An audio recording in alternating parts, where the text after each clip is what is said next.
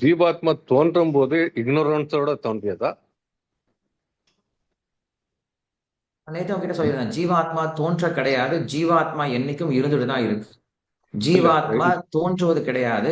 ஜீவாத்மா ம். இருந்துட்டு தான் இருக்கு. ஜீவாத்மாவுடைய ஒரு சொரூபமே ஞான சொரூபம் தான். சத், சித், ஆனந்த அப்படின்றதுதான் ஜீவாத்மாவுடைய சொரூபம். அப்போ மூன்று நம்ம என்னது? சத் கிருஷ்ணர். அப்படின்னா ம். நிரந்தரமானது, ஜீவாத்மாவுக்கு அழிவே கிடையாது. சித் சரி. அப்படின்னா ஞான சொரூபமானது, ஜீவாத்மாவுக்கு வந்து அஞ்ஞானம் கிடையாது. ஆனந்தம் அப்படின்னா என்னைக்கும் ஆனந்தமா இருக்கக்கூடியது, என்னைக்கும் அதுக்கு துன்பம் கிடையாது. ஆனால் ஆனால் அப்படின்னு நேத்து நான் பேசியிருந்தேன். நான் கண்ணு திறந்துட்டு இருக்க வரைக்கும் எனக்கு எல்லா வெளிச்சமும் நல்லா தெரியும். நான் எல்லா பொருளையும் பார்க்க முடியும். உனக்கு கண்ணு இருக்காப்பா? கண்ணு இருக்கு. ஆனா திடீர்னு என்ன தெரியுமா சொல்லுவோம்? ஒரு சிலர டப்புன்னு ஏதாவது கொஞ்சம் கீழ போட்டுருவான். இல்ல வந்து ஏதாவது தட்டி தட்டி விட்டுரும். ஏன்னா உனக்கெல்லாம் கண்ணு இருக்காடான்னு கேட்போம். நான் என்ன பண்ணிட்டேன்? கண்ண மூடிட்டேன். கண்ண மூடிட்டு ஏதோ செய்ய முயற்சி பண்ணேன். அவனுக்கு சரியா கண்ணு தெரியல. டக்குன்னு தப்பு பண்ணிட்டான். நான் உடனே என்ன கொஸ்டின் கேட்பேன்? "ஏப்பா உனக்கு கண்ணு இருக்காப்பான்னு?" கேட்பேன். கண்ணு இருக்கே. நான் பிறந்ததுலருந்து கண்ணு இருக்கே. கண் இல்லாமயா இருக்கேன்? ஆனா அந்த சமயத்துல உனக்கு கண் இல்லாம போயிடுச்சு. அப்போ உன்னை கூட்டணும்னா சொல்லி சொல்லுவேன். ஏன்டா குருட்டு பயலே, உனக்கு சரியா நடக்க மாட்டேன்னு சொல்லி கேட்போம். அதே போல ஜீவாத்மா என்னைக்கும் ஞானத்தோட தான் இருப்பாரு. ஒரு சில சமயம், ஏதாவது ஒரு சில சமயம் அவர் வந்து அஞ்ஞானத்துக்கு கீழே வரும் பொழுது, அவர் வந்து இந்த பௌதிக பிரபஞ்சத்துக்குள்ள வராரு. அந்த அஞ்ஞானத்தை போக்குறதுக்கு தான் நம்மளுக்கு குருவனுடைய ஞானம், குருவனுடைய வழிகாட்டுதல் அப்படிங்கிறது தேவை.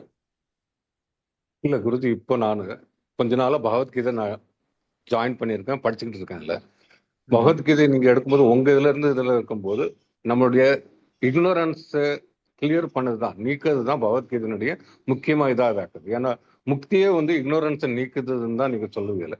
அப்போ இக்னோரன்ஸ் நீக்கும் போது பகவத்கீதையை முத கிருஷ்ணர் வந்து சூரியருக்கு கொடுத்தாரு, சூரியன் வந்து மனுவுக்கு கொடுத்தாங்க, அதுக்கு அடுத்துன்னு வரும்போது அப்போ சூரியனுக்கு கொடுக்கும் போதே அப்போ இக்னோரன்ஸ் இருந்ததா?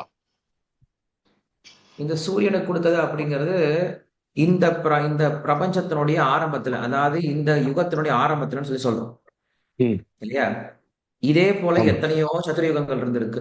எத்தனையோ முறை ம். தோற்றங்கள் இருந்திருக்கு. ஒவ்வொரு தோன்றும் பொழுதும், ஒவ்வொரு முறை இந்த உலகத்தை படைக்கும் பொழுதும் பகவான் என்ன பண்றாரு அப்படின்னா, சாஸ்திரத்தை கொடுக்குறாரு. பகவத்கீதை அப்படின்ற சாஸ்திரத்தையும் மொத்த வேதங்கள் என்ன பண்றாரு? கொடுத்துட்டு தான் இருக்காரு. சோ அப்ப ம். இந்த உலகம் அப்படிங்கிறது எதற்காக படைக்கப்பட்டிருக்கு அப்படின்னா, அறியாமை உள்ள ஆத்மாக்கள் தங்குவதற்கான இடம் தான் இந்த இந்த உலகமே, பௌதிக உலகமே. அதனால இந்த அறியாமையும் என்னைக்கும் நிரந்தரமா இருந்துட்டு தான் இருக்கு. அந்த அறியாமையை போக்குவதற்கு ஞானமும் நம்மளுக்கு தேவைப்பட்டுட்டு தான் இருக்கு. அதாவது எப்படி சொல்லணும் அப்படின்னா, ஒரு நாட்டுல ராஜா இப்ப வந்து கவர்மெண்ட் வந்து கைதிகளுக்கு ஏன் தனியா சட்டத்தை உருவாக்குனாங்க? முதல்ல சட்டம் உருவாகுனதா? கைதிகளுக்கு சட்டம் உருவானதா? இல்ல கைதிகள் உருவாங்கலான்னு சொல்லவே முடியாது. ம். கைதிகள் வருவாங்கன்னு நல்லா தெரியும். அதனால என்ன பண்றாங்க? கைதிகளுக்கான சட்டத்தை ஏற்கனவே கவர்மெண்ட் உருவாக்கி வச்சிருக்கு. ஆனா நீ கொஸ்டின் கேட்க முடியாது. முதல்ல கைதிகள் உருவானாங்களா? இல்ல அவங்களுக்கு சட்டம் உருவானதா? அப்ப கைதிகள் உருவாவாங்கன்னு தெரிஞ்சுதான் வந்து சட்டம் போட்டிருக்காங்களா? அப்ப சட்டம் போட்டாங்கன்னா கைதிகள் உருவாக வேண்டியது தானே அப்படின்னு நம்ம யாரும் கொஸ்டின் கேட்க முடியாது. கண்டிப்பா இந்த உலகம்னு இருந்தா கைதிகள் இருக்கதான் செய்வாங்க. அவங்களுக்கு சட்டம் தேவை அப்படின்ட்டு கவர்மெண்ட் தெரிஞ்சதுனால அவங்க சட்டம் இயற்றிருக்காங்க. ஒரு சிட்டியை ஆரம்பிக்கிறதுக்கு முன்னாடி, ஒரு சிட்டியை கன்ஸ்ட்ரக்ட் பண்றதுக்கு முன்னாடி என்ன பண்ணுவாங்க? ஒரு ஜெயிலையும் கட்டி வைப்பாங்க. சார் ஜெயில ஏன் சார் கட்டுறீங்க? கைதிகளே இல்லையே அப்படின்னு நம்ம கொஸ்டின் கேட்க முடியாது. கண்டிப்பா கைதிகள் இருப்பாங்க, கைதிகள் வருவாங்கன்னு அந்த கவர்மெண்ட்டுக்கு தெரியும். அதனால ஜெயில ஆரம்பத்திலே கட்டி வச்சிருவாங்க. ஸோ அதே போலதான் இந்த உலகத்தினுடைய ஆரம்பத்திலேயே என்ன பண்றாரு பகவான்? இந்த ஞானத்தை கொடுத்து அனுப்புறார்.